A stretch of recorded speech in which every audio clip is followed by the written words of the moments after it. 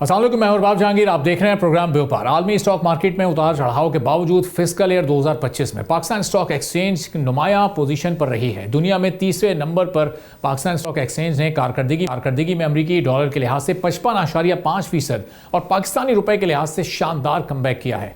100 index की कारकर्दगी सिर्फ घाना स्टॉक एक्सचेंज कंपोजिट इंडेक्स से कम रही, जिसने 140% से जायद मुनाफा दिया, और सिल्वेनिया के ब्लू चिप्स इंडेक्स जिसमें 56% से ज़्यादा का इजाफा हुआ।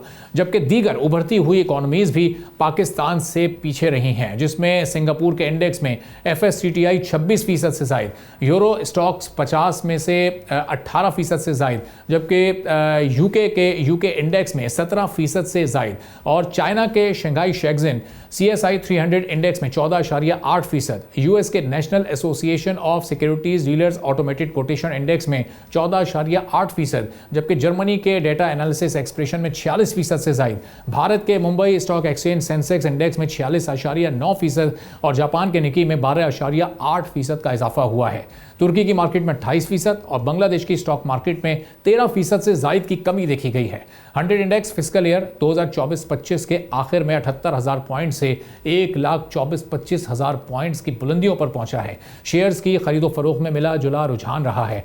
KSE जो पाकिस्तान स्टॉक एक्सचेंज का 100 इंडेक्स है, उसमें मुख्तलिफ बैंक्स ने 391 मिलियन, जबकि मुख्तलिफ कंपनीज ने 92.5 मिलियन, इंफरादी तौर पर 66 मिलियन से जायद, जो मुख्तलिफ ऑर्गेनाइजेशन है उन्होंने 12 मिलियन से जायद, और नॉन बैंकिंग फाइनेंशियल कंपनीज ने इन्वेस्टमेंट की, इंश्योरेंस, जबकि इंश्योरेंस सेक्टर ने 11 मिलियन, ब्रोकर्स ने 18 मिलियन से जायद, और फंड्स में से 236 मिलियन के शेयर्स फरोख्त कर दिए। सेक्टर्स की अगर हम बात करें तो बैंक्स ने 107 मिलियन डॉलर, फर्टिलाइजर्स ने 66 मिलियन डॉलर से जायद, E&P ने 65 मिलियन डॉलर से जायद, फूड सेक्टर ने 41 मिलियन डॉलर्स और दीगर सेक्टर्स ने 26 मिलियन डॉलर से जायद, और पावर सेक्टर ने 23 मिलियन डॉलर से जायद की खालिस खरीदारी की है। जबकि टेक्नोलॉजी सेक्टर में 22 मिलियन डॉलर से जायद, सीमेंट में 3 मिलियन से जायद, और टेक्सटाइल में 1.5 मिलियन डॉलर, और OMC में तकरीबन 1 मिलियन डॉलर्स के शेयर्स फरोख्त कर दिए गए हैं।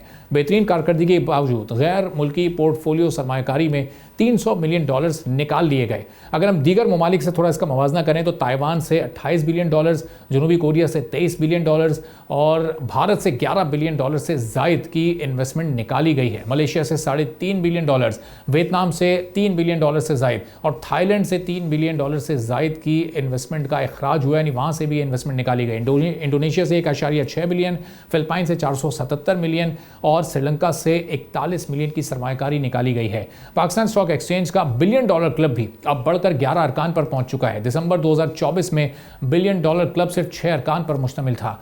OGDCL 3.3 बिलियन डॉलर शेयर्स के साथ सर फहरिस्त है, जो पिछले 6 माह में अब डबल हो चुका है। जबकि मारी पेट्रोलियम, यूनाइटेड बैंक लिमिटेड और Meezan bank limited 2 billion dollars के शेयर्स रखते हैं। Fauji fertilizer company 1.94 billion dollars, lucky cement 1.84 billion dollars, Pakistan petroleum limited 1.64 billion dollars, Muslim commercial bank का जो मॉर्गेज कैप है वो 1.19 बिलियन डॉलर, कोलगेट पाकिस्तान का 1.14 बिलियन डॉलर्स, नेस्ले पाकिस्तान का 1.12 बिलियन डॉलर्स, और पाकिस्तान टोबैको कंपनी के 1.08 बिलियन डॉलर्स के शेयर्स हैं। लेकिन इस बिलियन क्लब में कोई टेक्नोलॉजी, मीडिया और टेलीकम्युनिकेशन कंपनी शामिल नहीं है।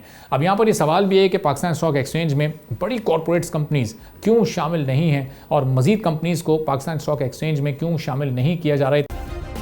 सब्सक्राइब करें और बेल दबाएं ताकि कोई खबर रह न जाए।